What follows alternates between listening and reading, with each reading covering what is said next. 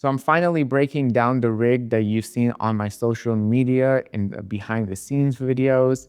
And you've asked plenty of questions, either in the comments or in the DMs. So I'm gonna break it down piece by piece and tell you how the whole thing was put together. All right, let's talk about what powers the whole thing, and that's the Core Helix Max 150. This thing is a powerhouse and a little bit of an overkill, to be honest, but I really like it. Mainly because it has this button in the back. Let's see if I can get it in focus for you. And what it does gives you a percentage for how much time you actually have as far as percentage goes, and also a countdown timer that says based on all the wattage being used, you have 2 hours and 50 minutes left or 6 hours left. So it's a really nice feature to have. The only thing is I can't travel with this because it is the 150. So I do need to get some 98s. I do have them in a different brand, and I want to stick with Core, but the other brand, what happens is that it also has some USB-C ports on it, and I can charge from it and take power from it.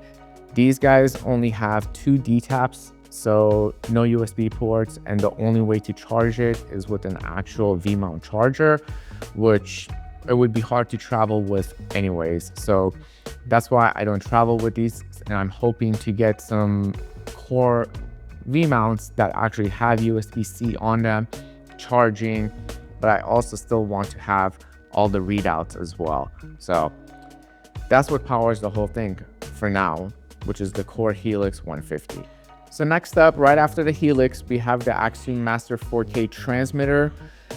This is a really nice unit. There are a few things that I would like changed, but for now it is doing the job. So let's talk about it.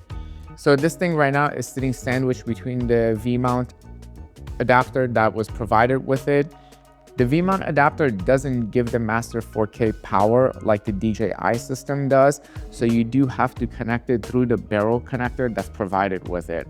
Once that's done, this thing turns on immediately when you put the V-mount on there, and you're good to go.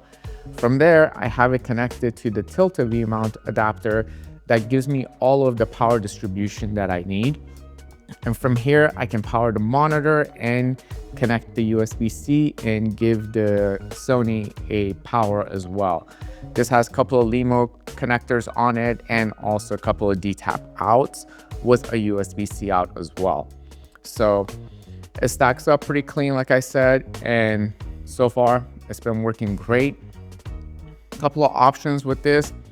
I can connect it to the receiver unit to another monitor, and that way I can give it to a first AC depending if they're going to be doing focus pooling, and if not, I can give it to a director so they can have it as a director's monitor. And let's say none of that exists, I can simply just take this whole unit off and just have the V-mount connect to the Tilta plate, and it's going to be a smaller unit to play around with, and you can have it in that configuration as well. All right, let's go to the brains of this operation, which is the Sony FX3. It's my go-to for most things. It just works.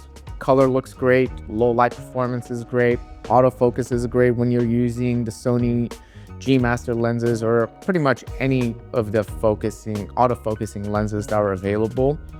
It does a pretty decent job with it. People keep asking when's the new Sony Mark II dropping, the FX3 Mark II. Honestly, this one does the job for everything I need. If I were ever to upgrade to anything else, it would most likely be a Sony Venice, and I would still keep this as my B cam. The sensors would be pretty easy to match with each other, and this can do so many things that other cameras just can't do. I do have a second Sony FX3 rig that's similar to this, but it can break down a lot quicker, and you can put it on a gimbal from there, and it's just super simple to go ahead and do all the B-roll shots you need when a gimbal is needed. So this whole rig is actually sitting on a Sure quick release system with the rods that holds everything back here together, and on top we have the NITZI handle that's just one of the best favorite handles that I've ever played around with. It just sits really nicely, camera balances beautifully on it, and it's just really nice. So I don't remember the model number on this, but I will put it down in the comments. The next thing that a lot of people asked about, and I've been getting messages about, is the Tilta side handle, which is connected through a NATO rail, and it has a little release right here. I'll get some different shots of it, but you can raise it up and down and it locks in, and right there it's super close to the camera, and you can even just, you know, use one hand to operate it, or put it close up, or use your sack with it, whatever you want. But that's the system right there. Next, we have this tank, the Portkeys BM7 DS MkII. This thing's seen it all, man. Dropped, rained on, even though not recommended by anyone, tossed into gear bags and gone through TSA too many times. It still runs every time I turn it on. No cage, because why? Keep it lighter, right?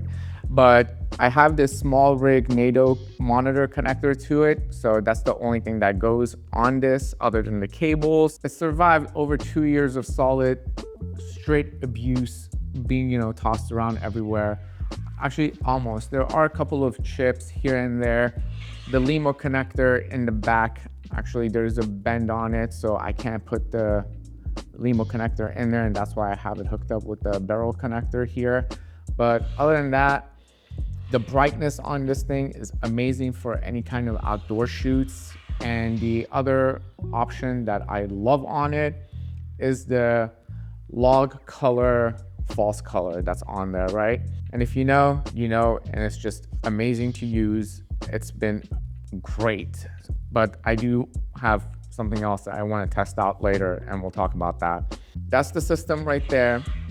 Lens wise, there isn't much to say because that can change to anything. This is a 24-70 GM Mark II. It can be a 7200. It can be a 50 prime. It can go to the dual lens manual lenses. It can go to the Vizio anamorphic lenses. I forgot what the model number on them was, but it can take whatever and just use it for the job, and you'll get the look you want. That's a quick rundown of this setup. I'm sure I've missed few questions, so put them down in the comments. I'll either answer them there or I will make another video.